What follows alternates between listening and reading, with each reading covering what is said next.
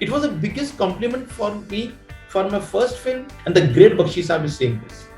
बहुत बड़ी बख्शी, दी आनंद बख्शी। कल रहे ना रहे, याद आएंगे ये पल। हर इंसान रिलेट कर सकता है।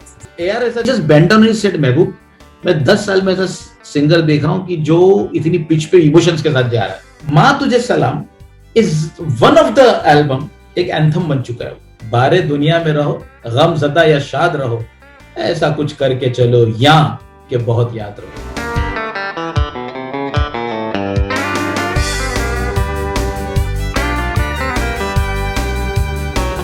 हाय, दिस इज महबूब हियर और आप देख रहे हैं बॉलीवुड हंगामा।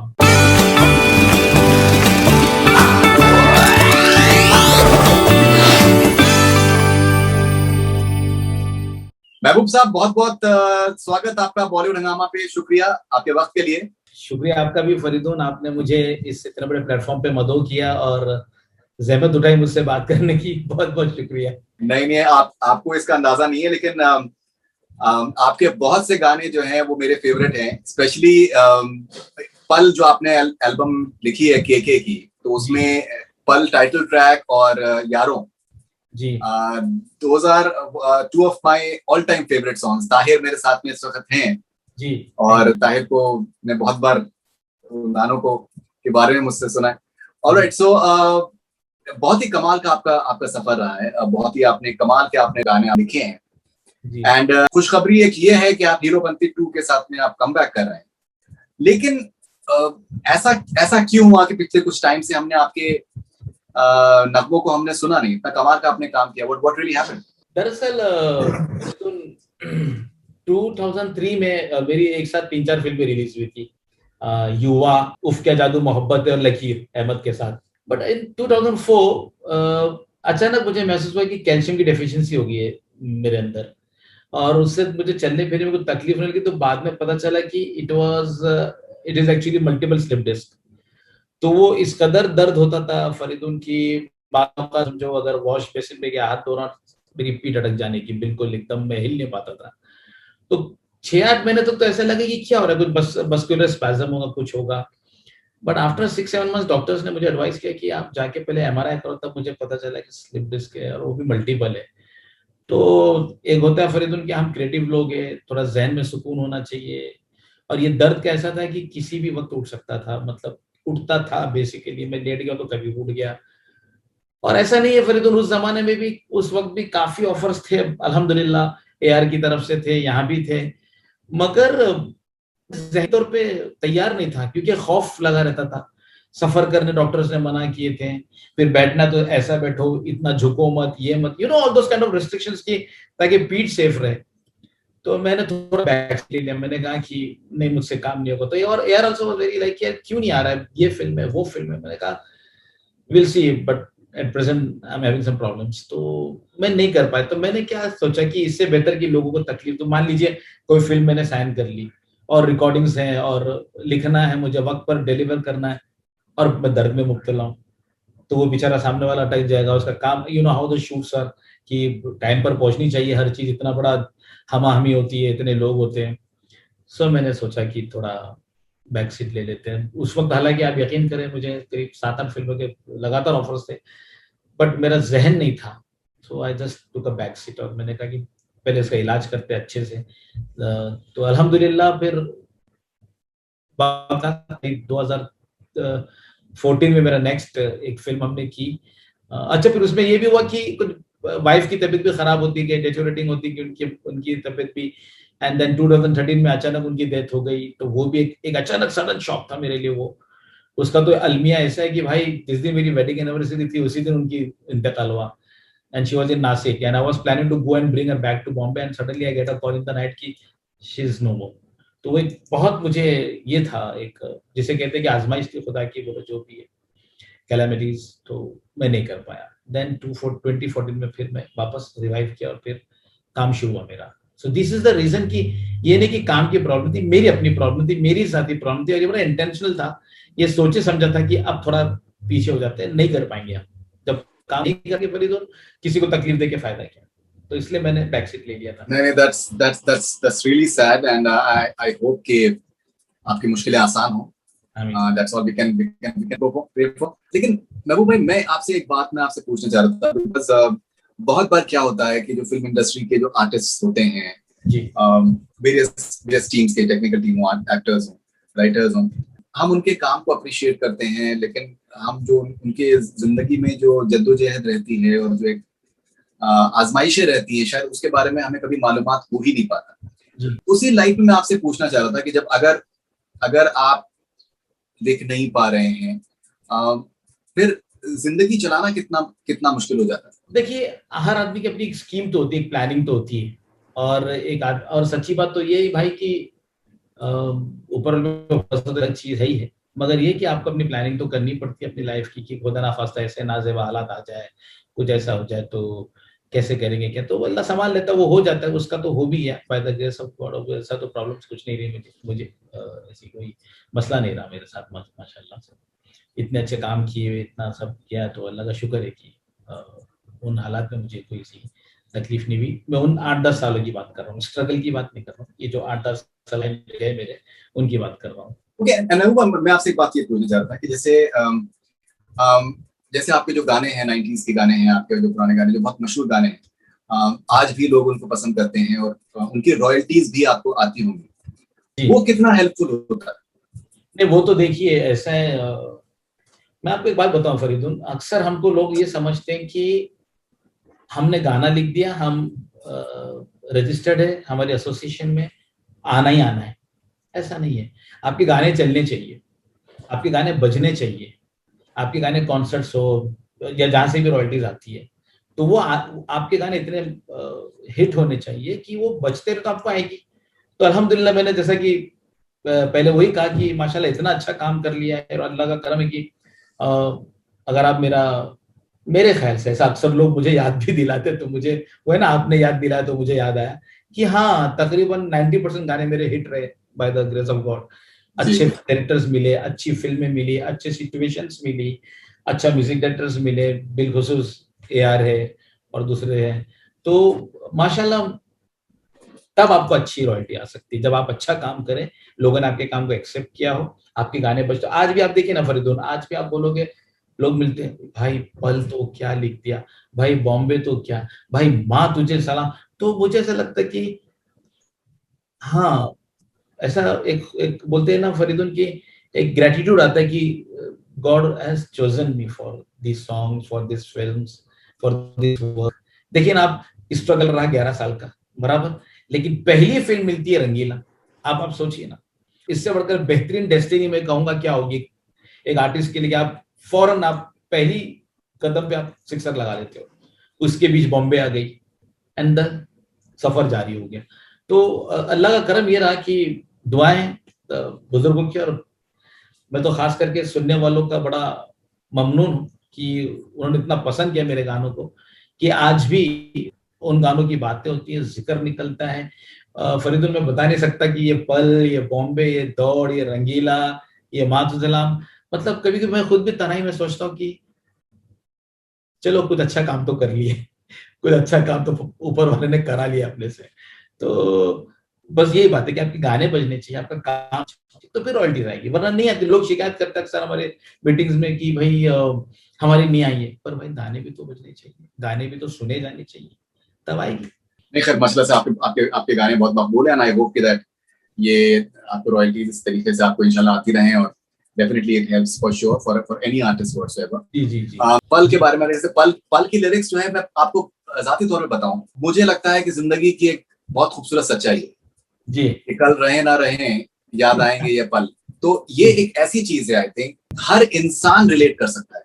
जी कोई ऐसा इंसान है ही नहीं कि रिलेट कर सकता। जी। अगर आप इवन यारों का, आई थिंक जो दोस्ती की जो एक खूबसूरती है, जो जरूरत है, मेरे भी एक दोस्त को अमेरिका में कोविड हो गया था, और उसकी बर्थडे आई, तो उसने बर्थडे से पहले 1 हफ्ते पहले उसने, मुझे गाने का शौक है, जी तो उसने मुझसे कहा कि कुछ गाना सुना देना, मतलब मेरी बर्थडे है। मैंने कहा क्या चाहिए तुम्हें, तो उसकी आवाज भी नहीं निकल पा रही थी प्रॉपर्ली, तो उसने कहा गाना सुना देना। तो मैंने यारो मैंने रिकॉर्ड किया, और मैंने एक पूरा वीडियो बनाया उसकी, पूरे सारे फैमिली के पिक्चर्स डाल के, और वो भाई वो रो पड़ा, he cried, and उसको इतना उससे इतनी एनर्जी बूस्टिंग हुई उसकी, बिकॉज मतलब बहुत सीवियर कोविड हुआ था। जी जी जी तो ये दोनों गानों के बारे में हम बात करते हैं, फिर आगे बढ़ते जी।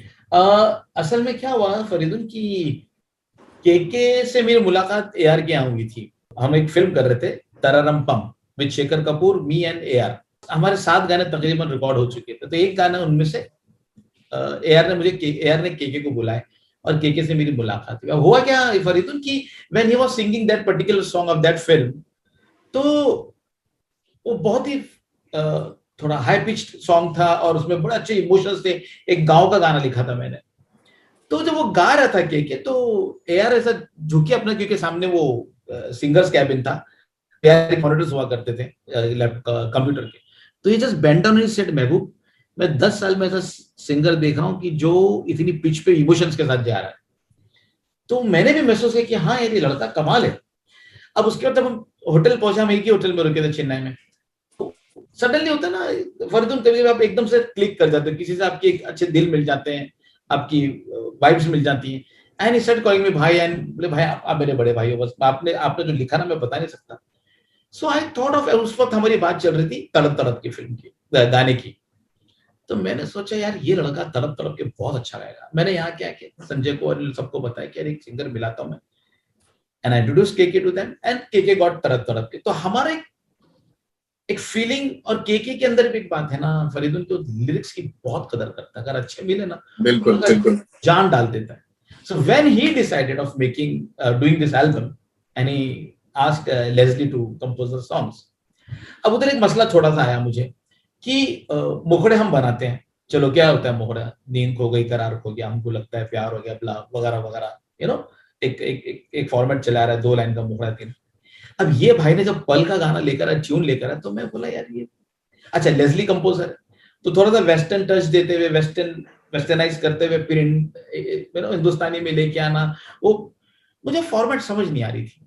मैंने कहा यार के मुझे एक काम करना पड़ेगा तुझे, अगर तू चाहता है मैं ही लिखूं तो just come to my place, हम लोग एक दिन में एक गाना उड़ा देंगे, there are 8 songs, give me 1 week, plus भाई डन।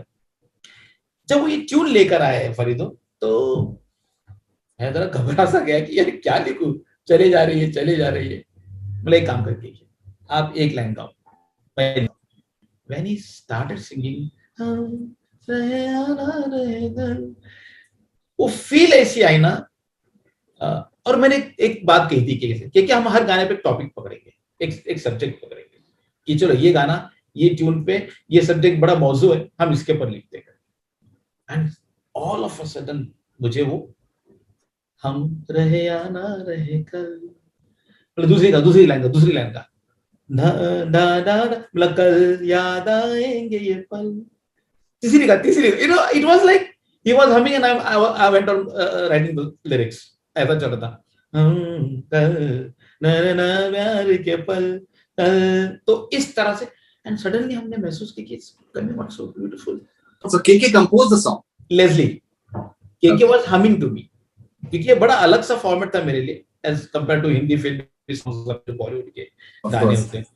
तो मैंने कहा कि तुम गाते जाओ, तो केके गाते गए फर्दर। और फिर देखो भाई, वही कहते हैं कि क्रिएटिविटी तो क्रिएटर से ही आती है, हम तो कुछ करते नहीं, हम तो सिर्फ कलम हाथ में लेके बैठते हैं। ये ख्याल आते गया, फिर मेरा रुख, अब इसको फिर से लिखते हैं, and then I got the topic and I finish the song. इसको ये बात है, और पता नहीं था कि ये इतना लोगों को छू जाएगा। किसको पता होता है फरीदुल, किसको पता है कि ये नहीं बिल्कुल, आज भी आई थिंक बहुत रेयरली होता है कि कोई प्राइवेट एल्बम पे गाने जो हैं वो इतने पॉपुलर हों जी। की है। अब जैसे यारों की अगर बात करें तो आज भी आई थिंक कॉलेज क्राउड है, कोई भी क्राउड हुआ है, यारों का तेरा एक वो दोस्त गम, क्या है वो गम की, तुझे डांटे भी, तुझे मना भी करे वो। अच्छा उसमें भी गाने में क्या हुआ कि पहले हमने मुखड़ा लिख दिया, मैंने जैसे केके ने ट्यून लाई सुना, मतलब केके मुझे ये तारा तारा ता, मुझे यहाँ पे यारो दोस्ती, ये मुझे अच्छा लग रहा है, बोले भाई करेक्ट है, कुछ दोस्ती पे लिखते। But when KK told me कि हम मुखड़ा रिपीट करेंगे, तो मैंने बोला why not we add love also into that. मोहब्बत बड़ी ही हसीन है, ये ना हो तो जो भी है। सो मुझे काफी फैन मेल्स आए, और अभी भी मुझे किसी ने, अभी हमारे पल के 25 इयर्स हो गए इस साल, 22 इयर्स, तो मुझे लेटर्स आए कि sir we think this is the only song which explains both the aspects of life, love and friendship. नहीं, बिल्कुल सही कहा, बिल्कुल। आई थिंक वो आपने सही कहा आपने कि that a lot of thought has gone behind this song.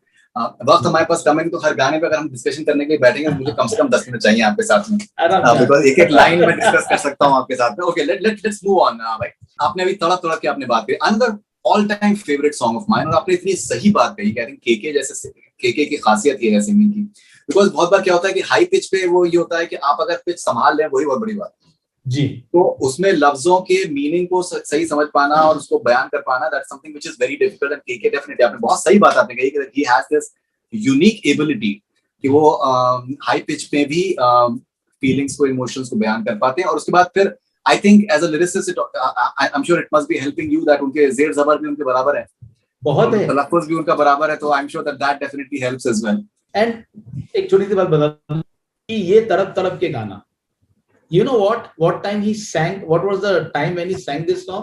It was 4 a.m. in the morning. Music track बन रहा था, हमने केके को कहा, गोरेगांव में स्टूडियो में थे हमने केके कहा केके सो जा तू, एंड ही स्लेप्ट।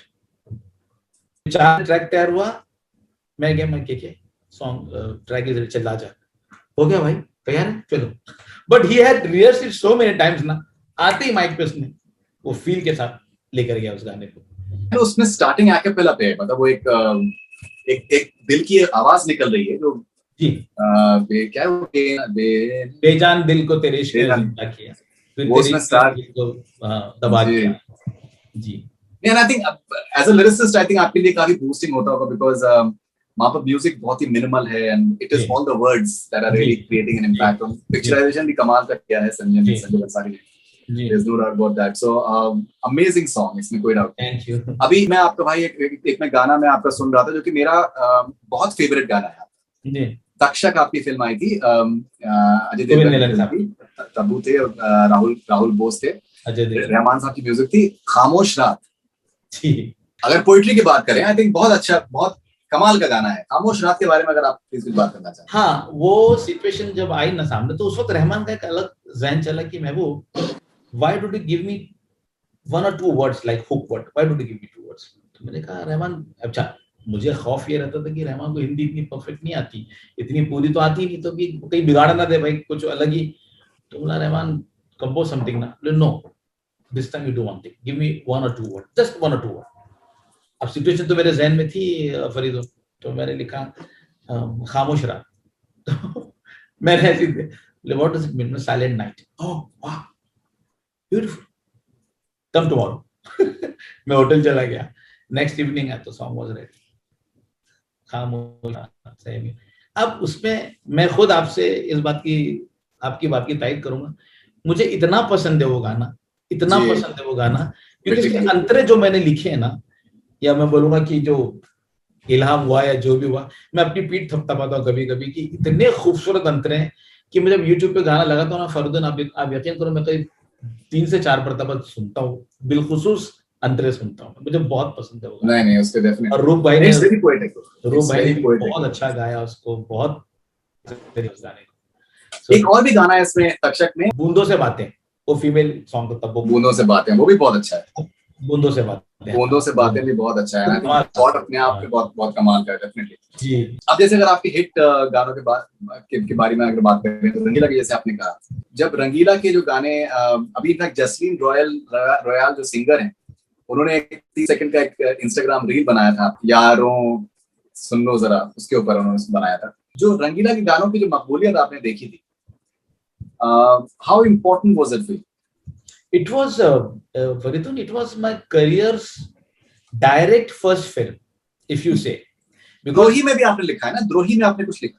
वही मैं कह रहा हूँ कि पहले द्रोही लिखी, फिर एक रामू जी की फिल्म थी क्षणक क्षणम, जिसमें वेंकटेश्वर श्रीदेवी जी थी जी, उसके मैंने लिखे गाने। But this was work of Drohi and you know Kshana Kshanam, by the grace of God that work impressed Ramu ji and he said, मेरी एक जिद थी फरीदुन कि मेरा करियर राम गोपाल वर्मा से शुरू करूं, ये मेरी जिद थी, बिकॉज मैंने शिवा देखी थी and I was zapped by his taking and all.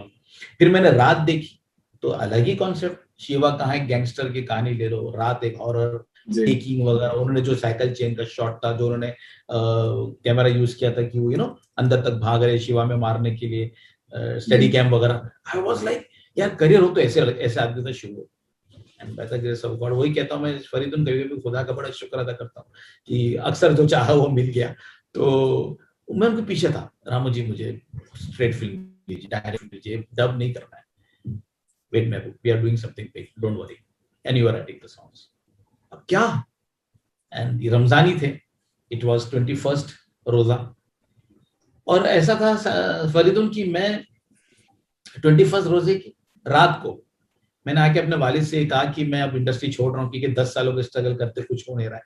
आप यकीन करें, मैं एक एक लफ्ज सही बता रहा हूँ, तो मेरे वालिद बोले चल अच्छा है, ये भूत उतर गया, अब दुकान संभाल, सीधे सीधे छोड़ दे। और मैंने सुबह सहरी की फरीदुन, और मैं खामोश लेटा था कि मुझे नीचे से मधुर की आवाज आई, जो रामू जी का असिस्टेंट था उस जमाने में।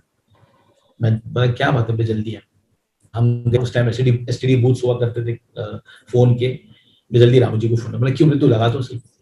And then Ramu ji said Mehboob, I signed AR for Rangila, we are making a film called Rangila with Amir Rao Mila and Jackie, and you are writing the lyrics. तो मेरे लिए ये एक तोहफा था फरीदुन, और दूसरा ये भी था कि डू और डाई, ऐसा कुछ कर रहा है कि अब यहां से कुछ नाम होना चाहिए, वरना this is the biggest break of my life. And अच्छा, उसमें एक जिक्र और करूंगा कि रामू जी ने मुझसे जो ये 2 गाने लिखवाए, 2 फिल्में लिखाई थी रामू जी ने, ये मेरे लिए नेट प्रैक्टिस बहुत अच्छी हो गई थी फरीदुन, ट्यून्स पे लिखने की, वरना हमारे यहाँ लिरिक्स पहले मांगते हैं अक्सर करके, ट्यून्स पे लिखने की मेरी एक नेट प्रैक्टिस हो गई थी। तो रामू जी ने जब साइन किया रहमान, तो रहमान ने पूछा कि लिरिक्स कौन लिखेगा, तो रामू जी बोले महबूब। तो रहमान बोला अच्छा who is he, has he written before? No.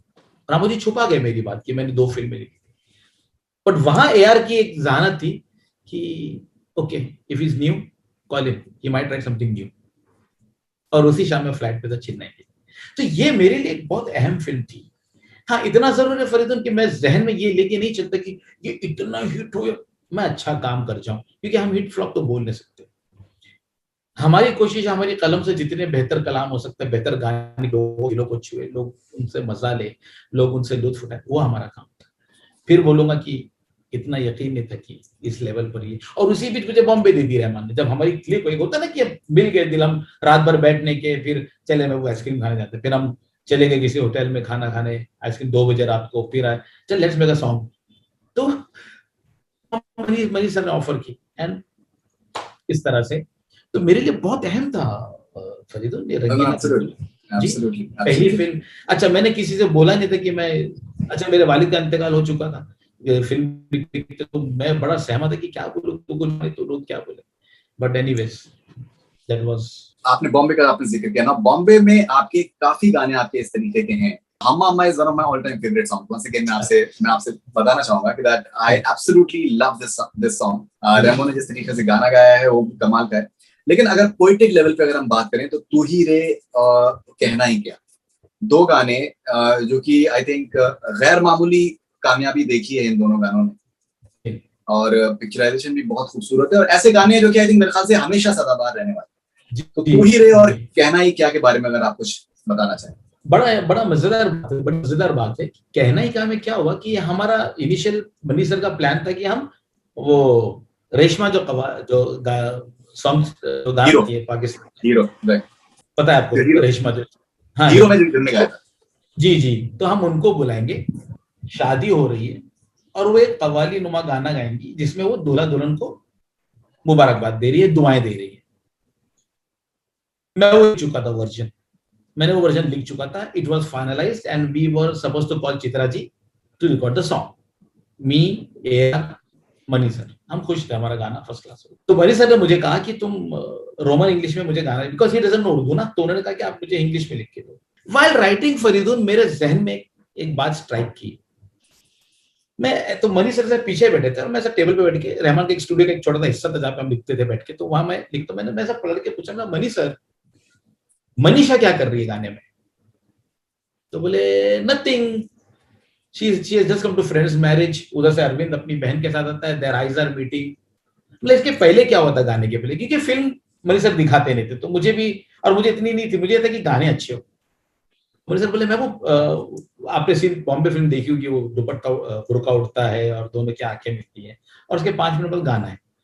तो मैं बोला मनी सर एक काम क्यों ना करे, फिल्म के 5 से 8 मिनट बाद ही गाना आ रहा है, Manisha is the heroine of the film, हमने इंट्रोड्यूस कर दी कि उसकी एक एफिनिटी हो गई टुवर्ड्स द हीरो। तो इंस्टेड ऑफ आस्किंग, हम शूट रेशमा पे कर रहे और मनीषा क्या, why don't Manisha sing the song. अब वो पीछे ही बैठे थे, तो मैं ऐसा बात कर रहा हूँ कि let her sing the song and she will sing her feelings but which will match to the bride's feeling. Let us use the hymn ना। So he just, मुझे जोर से पैट लगी पीठ पे जोर से, तो मैं घबरा के देखा, तो what an idea, will you write again? Plus sir, give me today's night, आज की रात मुझे। I went back to the hotel Faridun, और I came out with Gumsum Gumchum. My God, that's such an interesting story. That's such a, this is for तू ही रे और कहना ही क्या, कहना ही क्या. What a song, what a, and I think Chitra has sung it so amazingly beautifully. I think what a voice. And महबूब भाई, मैं आपसे एक दिल की बात पूछना चाह रहा हूँ, आपके दिल को कितनी तस्कीन पहुंचती है जब आप देखते हैं कि लिरिसिस्ट जो है, जो सिंगर है, वो एक एक लफ्ज को महसूस करके गा रहा है और क्लैरिटी से गा रहा है, और गा रहा है या गा रही है, और वो हर चीज एकदम बिल्कुल वाजे हो रही है. बिकॉज बहुत बार क्या होता है कि सिंगर्स जो होते हैं वो अपनी सिंगिंग पे इतना कंसंट्रेशन करते हैं और काफी लोग भी पसंद कर जाते हैं, और उसमें वर्ड्स की क्लैरिटी नहीं होती. बहुत बार उनको लोग में मीनिंग भी समझ में नहीं आते कि वर्ड्स क्लियर नहीं होते. तो वो जो जैसे चित्रा ने इसमें कहना ही क्या गाया है, एक एक लफ्ज ऐसा है कि जैसे कि बासमती चावल और एकदम खिला हुआ, अच्छी क्वालिटी. सही कह रहा हूँ, गलत क्या है कि मैं आपको एक बात बताता हूँ फरीदुन, डेडिकेशन में देखता हूँ ना सिंगर्स में, वो डेडिकेशन मुझे उभारता है. फॉर एग्जाम्पल चित्रा जी को हमने रात को गाना भेजा और विद द ट्यून, एआर ने बहुत कम ऐसा हुआ कि सुबह काम हुआ, उस दिन उनको 6 बजे बुलाया चित्रा जी को कि 6 बजे रिकॉर्डिंग करेंगे. मैं होटल से 5:30 बजे पहुंचा कि हम जल्दी पहुंच जाएं, वो बेचारी आएंगी तो उनके साथ रिहर्सल थोड़ा करना पड़ेगा. And she was there at 5:30. Faridun, she was there and she told me, आप क्यों तकलीफ उठाए, मैं कर लूंगी, आप आराम से 6 बजे आते. मैं बोला अच्छा चलिए सुनाइए. वो लिखती थी और आप यकीन करो, काफ, ग, गैन, फ, प, ये मुझसे पूछती थी बार बार. And she's a South Indian. She's a South Indian. वो फ्लुएंटली हिंदी नहीं बोल पाती थी उसको, बिल्कुल छोटा मोटा बोलती थी, छोटा मोटा. और मैं हैरत ज़दा था कि यार साउथ इंडियन फील पूछे मुझसे कि आप क्या सोचते इसमें, व्हाट डू यू थिंक, आपको क्या फीलिंग लग रही है, ये वो. एंड यकीन करो 6 o'clock she was behind the mike by 6:37, क्योंकि उन्होंने रात को रिहर्स किया था, मेरे साथ आधा घंटा रिहर्स किया और तब गाया. And the song becomes evergreen. हमेशा वो गाना एवरग्रीन. सर जैसा आप वो लाइन थी, हम तो लुट गए खड़े, तो व्हाट डज इट मीन. तो मैं उसका मीनिंग एक्सप्लेन किया कि मैं खड़ी आपको देखती रही और मैं लुट चुकी थी आपके. तो it is like helplessness, surrender. और आप देखो नोट्स जो उन्होंने, खैर नोट्स तो रहना, तो फील जो चित्रा जी ने आवाज में, हम तो लुट गए खड़े. आपको इंटरेस्टिंग वाक्य बताऊं, जब हमारी आईपीआरएस की मीटिंग थी तो नौशाद साहब के बेटे हैं, उन्होंने मैंने बोला यार मुझे बख्शी साहब से मिला. The first ever meeting I was introduced to IPRS. तो मैं मीटिंग में मतलब मुझे बख्शी साहब से मिलना है यार. तो बोले हाँ चलो ना, मैं में मिलाता हूँ. बख्शी साहब खड़े थे, हाथ में सिगरेट और चाय का गिलास लेके खड़े हुए थे. तो वो लेके गए मुझे और बोले, बख्शी साहब, महबूब लिरिसिस्ट ए.आर. रहमान, महबूब. आपको पता बख्शी साहब ने क्या बोला मुझे देख के, हम तो लुट गए खड़े ही खड़े. बहुत बड़ी बात, बहुत बड़ी बात. बख्शी, दी आनंद बख्शी. और स्टाइल क्या ऐसा, सिगरेट, हम तो लुट गए खड़े खड़े. क्या मियां कहां से लाई लाई. और मैं आई वाज ओवरवेल्म्ड फरीदुन. मैं ऐसा नजर हटाया, मैं बोला It was the biggest compliment for me for my first film, for the first meeting of my community, like lyricist and music director. And the great Bakshi Saab is saying this. तो वो थी तुहिरे का भी ऐसी कि तुहिरा, देखिए मैं बताता हूँ आपको फरीदुन, when you are writing on a tune, two things should inspire you. One, situation. Second is the tune. Or if you are composing on the lyrics should inspire you and the situation. हमको एक दूसरे को inspire करना पड़ेगा ना, तभी तो काम अच्छा निकलेगा. तो तुहिरी भी वही था, जब मुझे पता चला कि ऐसा है वैसा है, मनीष सर का एक्सप्लेनेशन आप बता नहीं सकता, आपको नरेशन वगैरह इतना क्लियर होता है ना, इतना क्लियर कि आप ऐसे आ जाओ लिरिक्स लेके. जैसे कि धक्का लगा बुक्का जो मेरा युवा का है, हम बैठे थे just sitting me यार and Manish sir and discuss करते, महबूब ये जवान लोग ऐसे आ रहे वैसे रहे, I want to say push up man, go away from it. I said धक्का लगा बुक्का, it just comes out. तो तुहिरे भी फिर by the grace of God पता नहीं हो गया सब अच्छा और गाने हिट हो गए. Definitely. And तुहिरे one of the all time best songs of Hariharan. Ji. Very unusual voice once again, very unusual voice. Because तुहिरे से पहले हरिहरन ने रोजा में भी गाया था, which was, but हरिहरन की जनरली जो एक इमेज थी वो एक गजल सिंगर की थी. एंड वो उन्होंने कुछ हद तक रोजा में ब्रेक करी थी, और तुहिरे में एक बहुत इंटरेस्टिंग सी उन्होंने जो चीज ऐड करी थी कि ऑब्वियसली वो उसमें गजल का फील है आवाज में, गाने में, लेकिन उसमें एक मॉडर्न फील भी है. Where like for the, I think maybe for the first time Hariharan was presented very different. Yeah, definitely yes. Because it became so popular, pan India popular हो गया था बहुत. जी. और उनका भी डेडिकेशन थे. हम फिर वो बताऊंगे, हम एक ही होटल में थे, हम करीब 3 बजे तक रात को बैठे गाने गाते रहे. महबूब भाई कैसा लग रहा है, फील कैसा, एक जैमिंग में हम दोनों की 2:30 बजे तक. फिर रहमान का फोन है कि 11 बजे आ जाओ. हम 8:30-9 बजे नाश्ता वाश्ता करके तैयार रहे, गाड़ी में गाना गाते. वो आदमी भी एक अलग सोच का, वो गुनगुनाते रहते, वो गाते गुनगुनाते. हाँ भाई बम्बई में सब कैसा था, आप कब है, देखो चल रहा है, वो डूबे हुए रहते गाने में. तो इस तरह से. अब जैसे युवा में खुदा हाफिज, अनदर लैंडमार्क सॉन्ग. युवा, या खुदा हाफिज अनदर लैंडमार्क सॉन्ग, या इजंट इट? या वो फिर अगेन वही कि हम बैठे, हम तीनों बैठे, और महबूब actually what happens, Manisha, I think Vivek is going to drop her, वो उतरती है, and from there we start the song. So I said, Manish sir, hey, खुदा हाफिज, why not? Yeah, done. Rahman, great man, let's start. तो मैं ये कहूँगा फरीदुन, ये सब हो जाता है. हम ये नहीं कह सकते कि हमने किया, ये हो जाता है. आपके पास एक चीज है, मैं सच्ची कहूँ तो थोड़ा दिल की सफाई होनी चाहिए, ख्यालात अच्छे होने चाहिए, अल्फाजों का जखीरा होना चाहिए.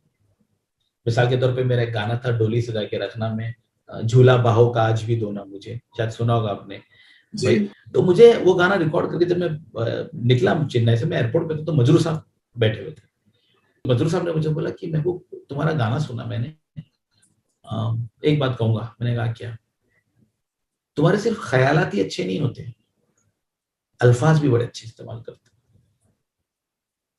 तो again a big compliment from our. नहीं देखिए, वो तो डेफिनेटली है. इनफैक्ट मैं तो जब आपसे मैं बात कर रहा हूँ तो जिस तरीके का आपने वोकैबुलरी हमारे बातचीत में आपने डिस्प्ले करी है, कि आप जखीरा की, अल्फाज के जखीरा की बात कर रहे हैं, आप ममनून कह रहे हैं, मधु किया है, तो आप जो जिस तरीके के आप लफ्जों का आप इस्तेमाल कर रहे हैं, वो अपने आप में those are like very very ठेठ उर्दू के वर्ड्स.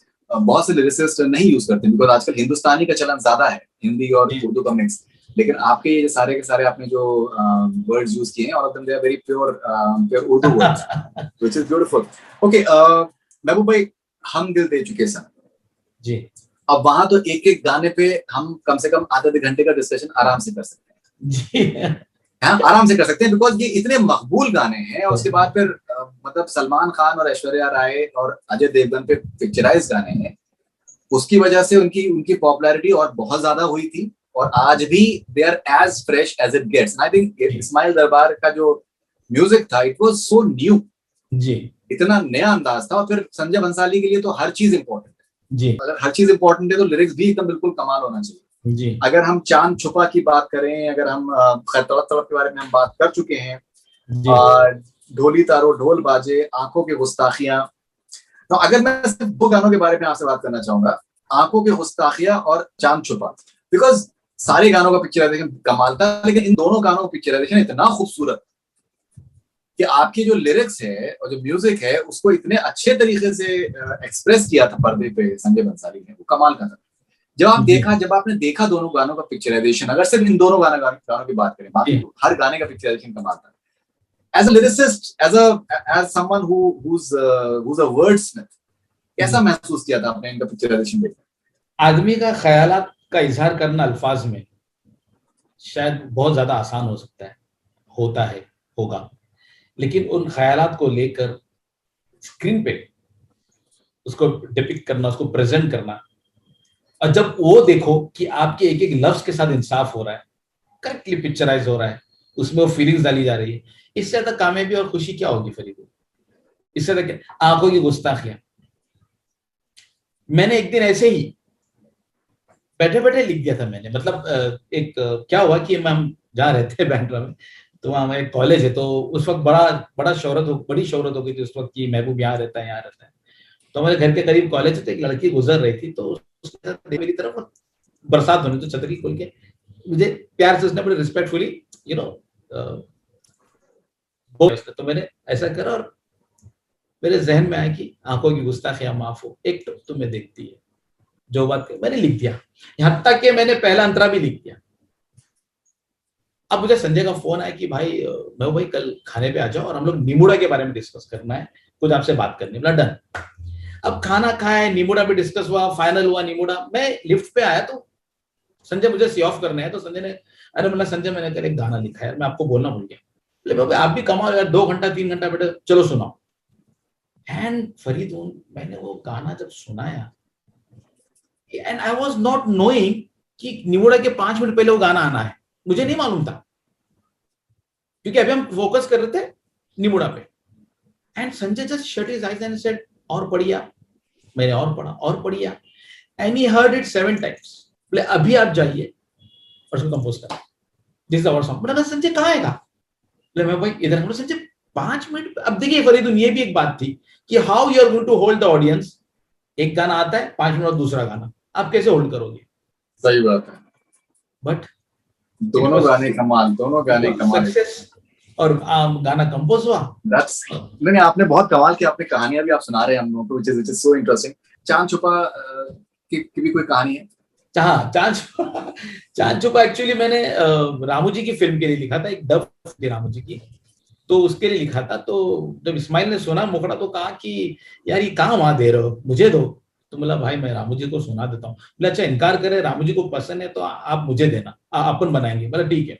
एक बात है फरीदुन, हर कहानी, हर स्क्रिप्ट, हर गाने की अपनी एक तकदीर होती है। सही। रामू जी मुझे मेरे शॉप पे लेने यार गाड़ी में, बोले सुनाओ क्या लिखा। तो मैंने सुना। बोले महबूब आप कह रहे हो गुंडा है, वो ये अल्फाज थोड़ी रहेगा। पक्का सर? he was shocked कि why was so happy? नहीं पक्का ये नहीं गाएगा। बोले नहीं, तो चलो छोड़ दो इसको। बोले हुआ क्या? नहीं, he wants the songs, तो this lyrics तो मैं दे दूंगा। And we made the song। जब हमने संजय का मूड पे पकड़ लिया था कि संजय किस तरह गाना देख रहे हैं, गाने, फिर हमने यार एक गाना और है हमारे पास, सुन लो। एंड ही अगेन, उनकी आदत है आंख बंद करके पूरा ऐसा, और वो बना हुआ था गाना कि चांद छुपा बादल। तो ले लिया जी। एक आपका और गाना है 1 2 का 4 का, खामोशियां गुनगुनाने लगी। जी मैं एक्चुअली खासतौर पे मैं उन गानों को चूज कर रहा हूँ जिसमें पोएटिक एलिमेंट है। जी जी जी क्या होता है, बहुत से गाने चल जाते हैं, लेकिन शायद as a lyricist poetic element का शायद आपको उसमें शायद थोड़ा सा उसमें एक कमोपेश रह जाता हो कि यार वो पता है वो हाँ थोड़ा सा। लेकिन ये खामोशियां गुनगुनाने लगी, definitely a very poetic song once again. जी, ए आर रहमान का म्यूजिक था।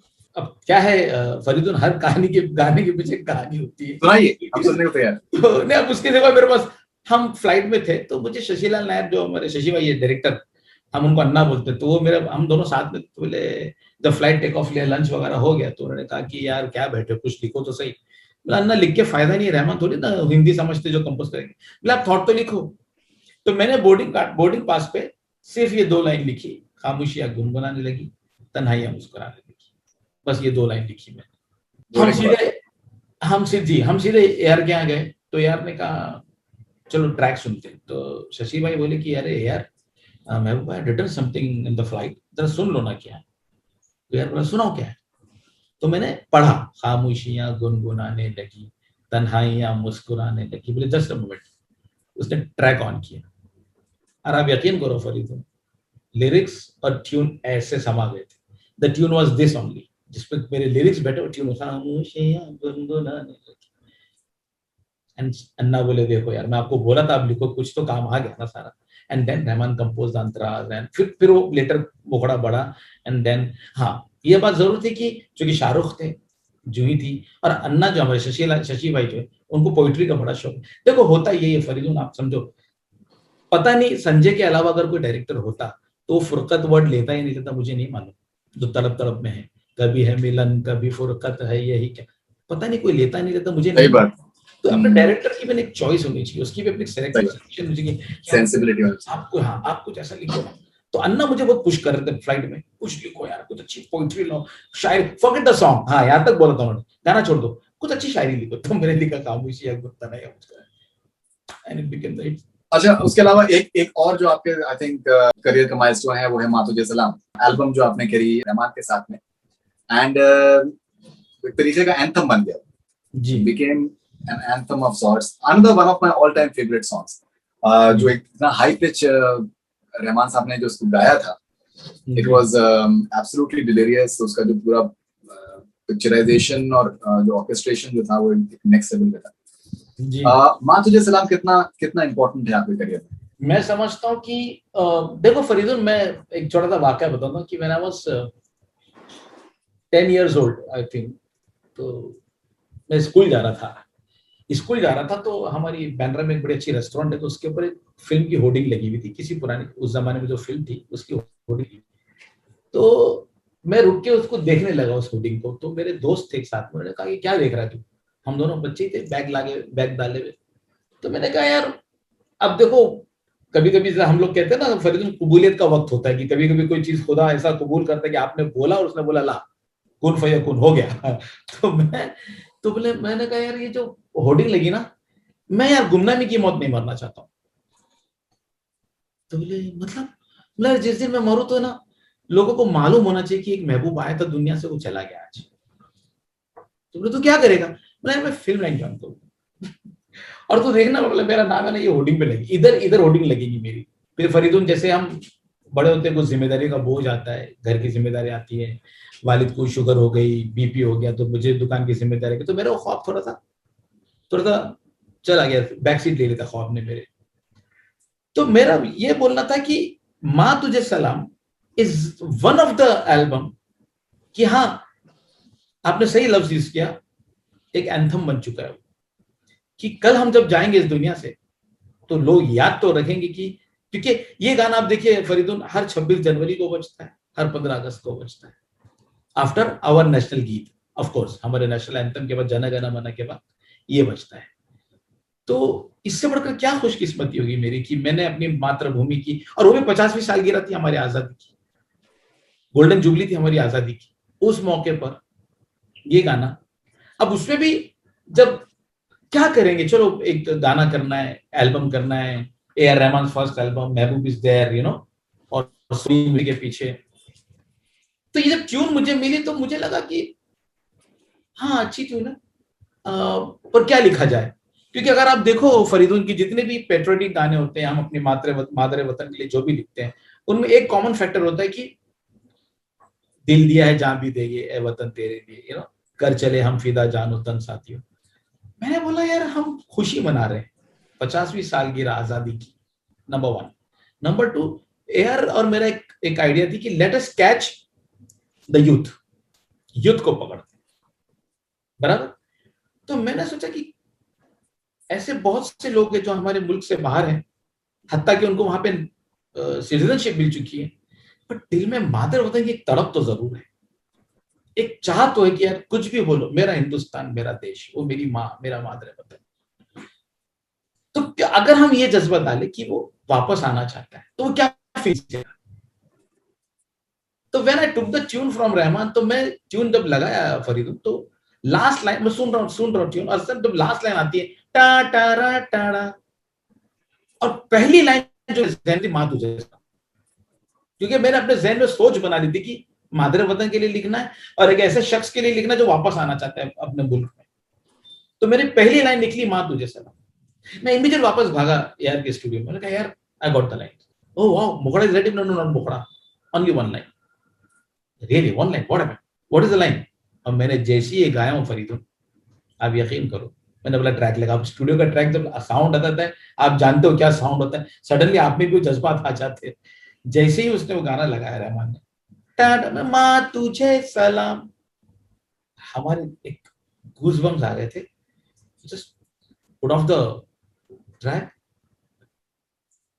क्या लाइन है ये, rest is give me this night, let me finish it. अब वहां जाके वापस जब मैं होटल गया तो मैंने सोचा कि आप इसके पहले क्या लिखा जाए, तो फिर मैंने वो लिखा। अच्छा, उसमें मैंने इंटेंशनली एक चीज रखी, मैंने सस्पेंस रखी उसके अंदर, यहाँ वहां सारा जहां देख लिया, कहीं नहीं कहीं तेरे जैसे कोई नहीं। किसकी बात हो रही, तेरे जैसा, वो तेरा कौन है, 80 नहीं, एक जमाने में नॉवेल थी around the world in 80 days, 80 नहीं 100 दिन दुनिया घुमाए, यंगस्टर्स को पकड़ रहा था मैं। कहीं नहीं कहे तेरे, जो भी मैं गया जहां भी बस तेरी आती। किसकी बात हो रही है भाई, जो मेरे साथ थी मुझको तड़पाती रुलाती, सबसे तेरी सूरत प्यारा है बस तेरा प्यारी माँ तुझे सलाम। And when we sang the song with the tune, we were like dancing in the studio and we realized it is work out. तो हुआ भी यही कि एक दिन मैं और यार हम हमारे लिंकिंग रोड पे कुछ काम के लिए खड़े थे, कार का इंतजार कर रहे थे, and suddenly one car passed away, एक कार गई, उन्होंने अंधेरे में हमको देखा नहीं, 4 लड़के थे एंड दे वर स्क्रीमिंग माँ तुझे सलाम, मम्मा तुझे सलाम, and we said our job is done. जो हम यूथ को कैप्चर करना चाह रहे थे वो हमने पकड़ लिया। So this is how that song। तो मेरे लिए इसलिए अहमियत है ये कि एक बड़ा शेर था पुराना, किसी शायर का, मुझे शायर का नाम याद नहीं आ रहा है, कि बारे दुनिया में रहो गम ज़दा या शाद रहो, बारे दुनिया में रहो गम ज़दा या शाद रहो, ऐसा कुछ करके चलो या कि बहुत याद रहो। तो इतना तो दिल को तसल्ली की। और फिर रहमान ने जब उनकी 20 साल जिंदगी हो चुकी थी इंडस्ट्री में, तो पार्टी दी थी सबको, हम तमाम लोगों को, और एक गोल्डन प्लेट दिया था उन्होंने। तो उसमें उन्होंने लिखा था कि सबके लिए लिखा था, जिन डायरेक्टर्स को और लिरिसिस्ट को, जितने भी उनके साथ, कि thank you for being the part of my journey blah blah blah. और जब मुझे अनाउंस, जब मेरा नाम अनाउंस हुआ, हॉलिडे में हमारी पार्टी हुई थी, तो उन्होंने कहा कि महबूब, एआर ने कहा कि अब जानते तो सभी है, पर AR just presented me, Mehboob who wrote माँ तुझे सलाम, one song is enough to cherish for the whole life, thank you brother. तो ये मेरे लिए बहुत अहम है। फरीदुन, मेरी नस्लें जो आएंगी, मेरे उम्मीद है इंशाल्लाह वो इस बात पे फख्र तो करेगी कि हमारे दादे ने, नाने ने सब लिख कर तो गया कि अपनी मादर वतन के लिए कुछ तो कह के गया। ओके, एंड ऑफ कोर्स आपका जो रिश्ता आपका रहमान साहब के साथ रहा है वो बात है, and now once again you are making a comeback of sorts with Rahman साहब विद हीरोपंती 2 जी। तो कैसा एक्सपीरियंस था कि जब एक बार फिर से जब वही आपकी सेटिंग्स रही, एंड मुझे तो पता भी नहीं था कि ये एक्चुअली अहमद की सारी कारगुजारी है। अहमद खान जो है वो भी मेरा छोटा भाई है एक्चुअली। रंगीला, देखिए ना फरीदुन, रंगीला एक ऐसी फिल्म है ना कि हम सब उठे वहां से। आप मुझे ले लीजिए, एआर को भी, in fact in Hindi film industry में आप ले लें, अहमद खान है, उर्मिला है, आमिर का इतना बड़ा नाम वापस हुआ उस फिल्म से, तो 6-7 लोग तो हमारी बड़ी अच्छी समझ से एक अंडरस्टैंडिंग है मेरी, अहमद और एआर की। फिर हमने लकीर भी की। सो ठीक है, वो चलना नहीं चलना तो ऊपर वाले के हाथ में, लेकिन हमारा काम अच्छा रहा। So one night I just got a call from AR कि how are you? I said fine. Somebody wants to talk to you. I said who? Let's just talk ना। अहमद ने फोन, कॉन्फ्रेंस कॉल था, भाई अस्सलाम वालेकुम। बोला अहमद क्या हो रहा है? And we just started reminiscing the old days, और बोले भाई हीरोपंती 2 कर रहे हैं।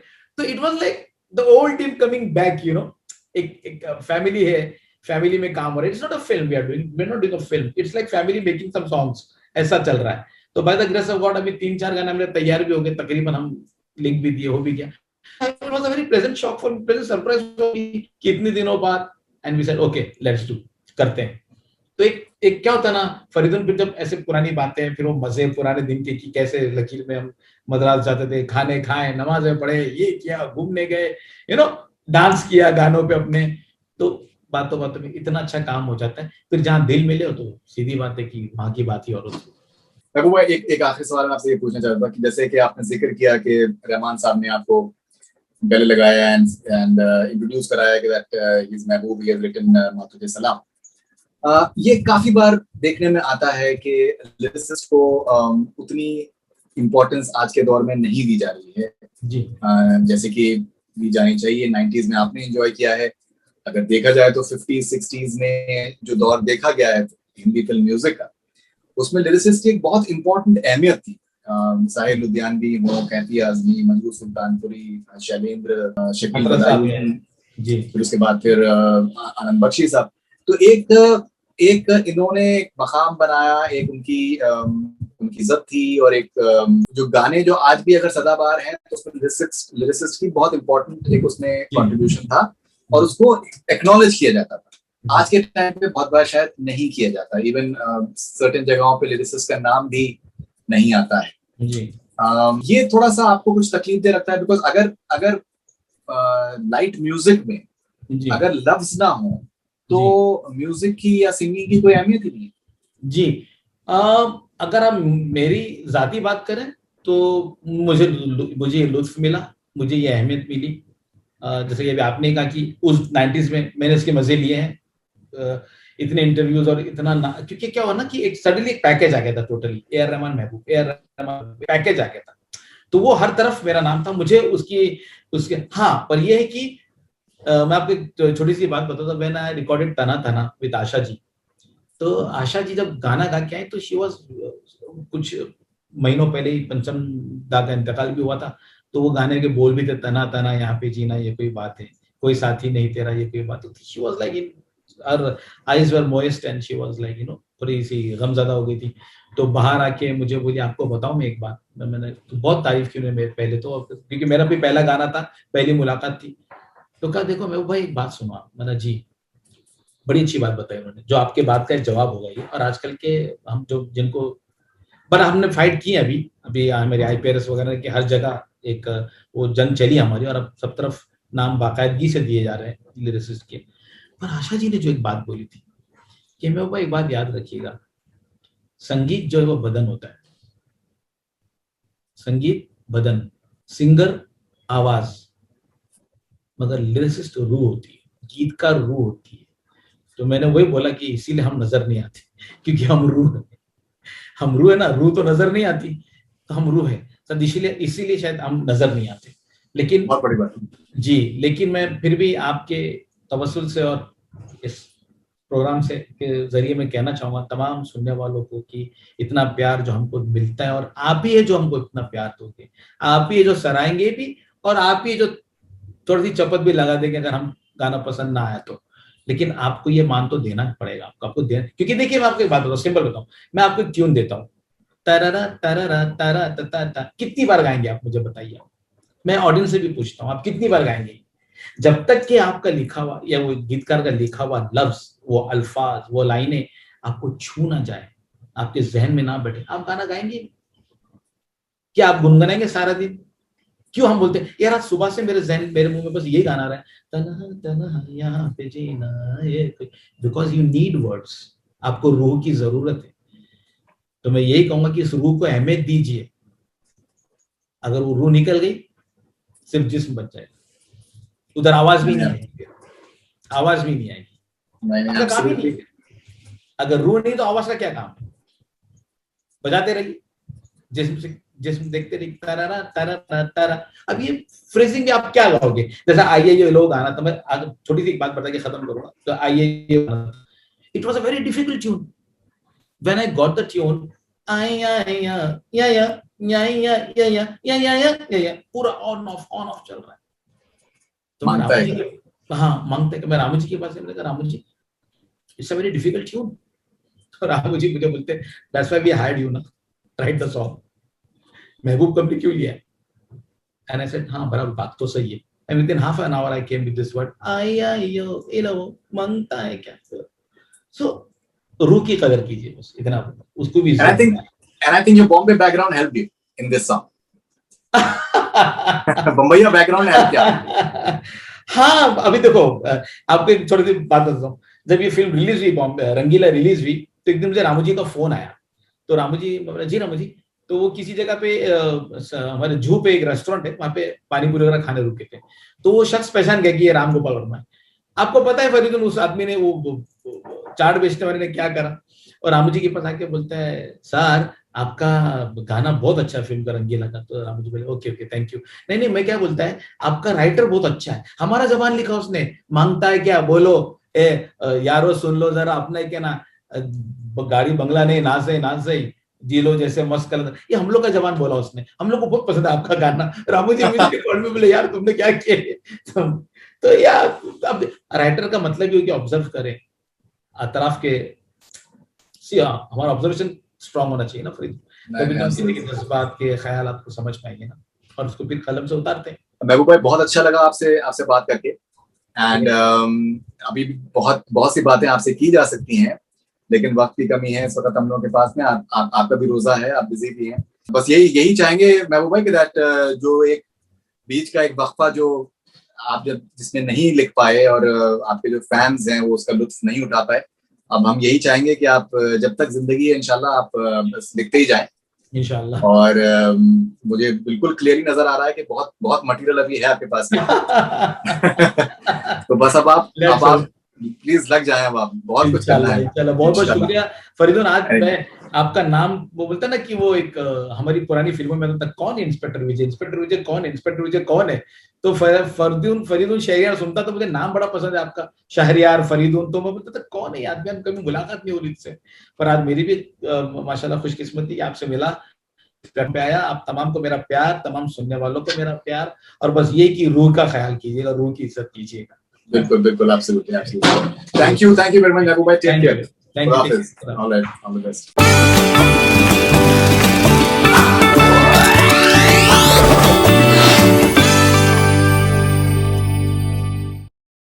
हाय, दिस इज महबूब हियर, और आप देख रहे हैं बॉलीवुड हंगामा।